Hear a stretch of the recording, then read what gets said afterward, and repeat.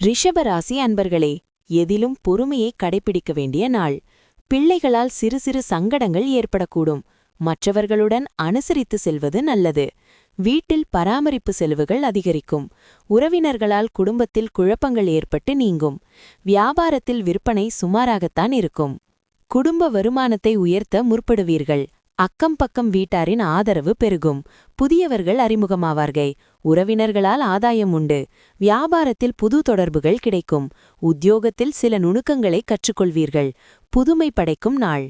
நண்பரின் ஸ்பெஷல் பாராட்டு உங்கள் மகிழ்ச்சிக்கு காரணமாக இருக்கலாம். மற்றவர்கள் வெயிலில் நின்று காய்ந்து கொண்டிருக்கும்போது நிழல் தரும் மரங்களைப் போல இருக்க உங்கள் வாழ்வை நீங்கள் ஆக்கிக் கொண்டதே இதற்கு காரணம்.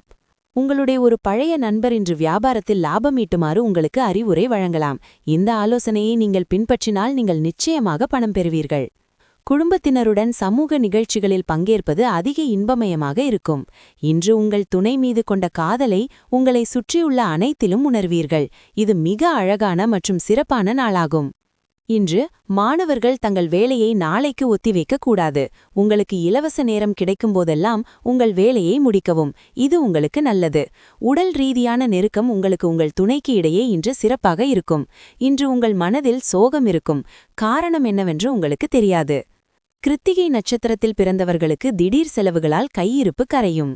ரோகிணி நட்சத்திரத்தில் பிறந்தவர்களுக்கு தாயிடம் எதிர்பார்த்த உதவி கிடைக்கும்.